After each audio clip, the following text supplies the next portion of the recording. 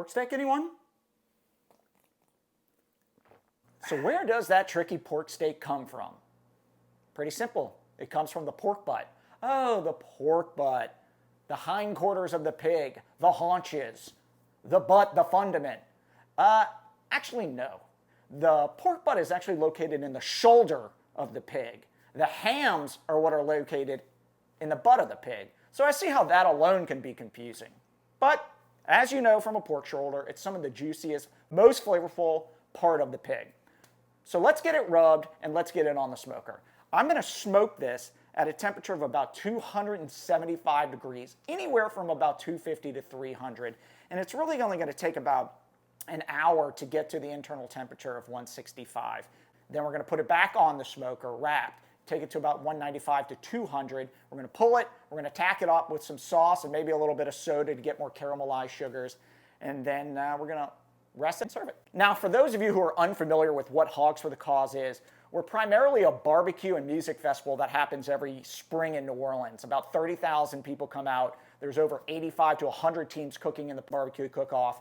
And what they're doing is they're raising money for pediatric brain cancer. We are the leading provider of outreach services to families all over the country who have children with pediatric brain cancer, which is the #1 terminal cancer in children. Also, we build housing on hospital campuses so children of any condition have a free place to stay for their family while their child is getting treatment. So nothing better than doing a little bit of barbecue and helping cancer families around the country. So keep tuning into the videos. Please subscribe if you've watched them. I'm going to use 2 rubs here. I'm going to use the Stockyard Landing Chop House as my base, which is just really a bit of salt and pepper and garlic. And then I'm going to use the Sweet Heat from the Grand Champ.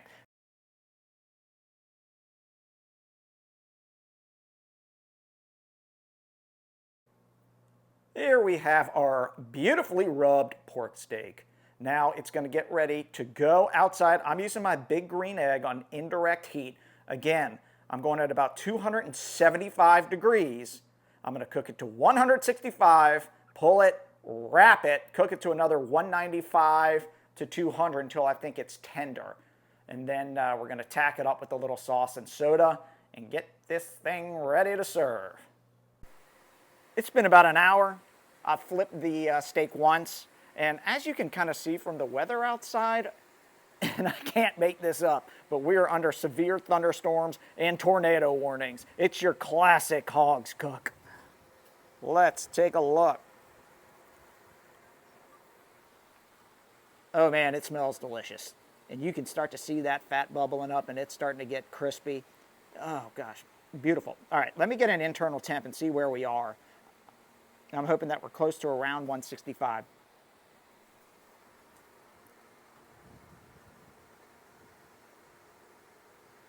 $158, 160. Yeah, so I'm going to let it sit for another 10 minutes or so, then I'm going to pull it and wrap it. But as you can tell, it's looking beautiful and delicious. You can smell just that wonderful hickory and lump that we're using out there on the big green egg. I'm going to go ahead and wrap this and get it on and as quickly as possible so we retain that heat.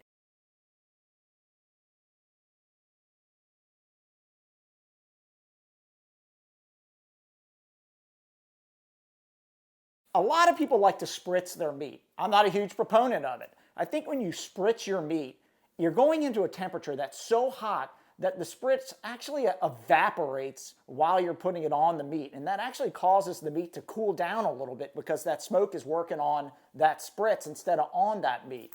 I prefer to maybe even to mop or to brush or baste my meat. That didn't sound very good. Moving on. So what we're going to do here is we've got a barbecue sauce. This is actually from our fan favorite at Hogs for the Cause, Mr. Pigglesworth, mouth-watering meat. And I'm going to go ahead and use about a half cup of that, and I'm going to add some Dr. Pepper into that and mix it up. A lot of people will use Coke or Sprite. Sometimes I use Coke and Sprite. I like Dr. Pepper. That's kind of that figgy taste. Could be mental, but I think that goes really well with pork.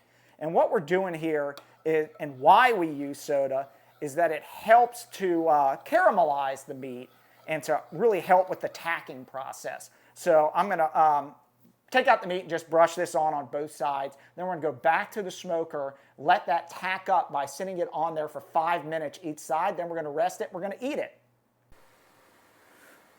We had some really bad weather kind of come in, so I had to go ahead and unwrap the steak, and I've already basted it once. So let's take a look at it as we're about to flip it for another 5 minutes. Stunning. Absolutely beautiful. So I'm going to baste it a little bit more on top. Then I'm going to flip it and let it sit for another 5 minutes. And then we're going to pull this bad boy in. We've pulled it. We've rested it. It's time to eat it. I can't tell you how good this thing smells. Battling the elements, tornadoes, thunderstorms. Hell, they're still going on outside. But we're safe inside with this gorgeous pork steak. Let's cut into it and see what we got. Very tender. Very tender. That's what we want. Beautiful coloring. You can see that smoke ring around the edges as well. Let's give it a bite.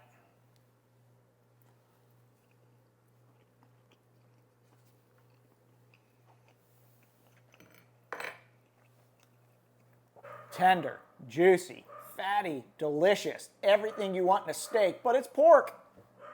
Get out there and try it, guys.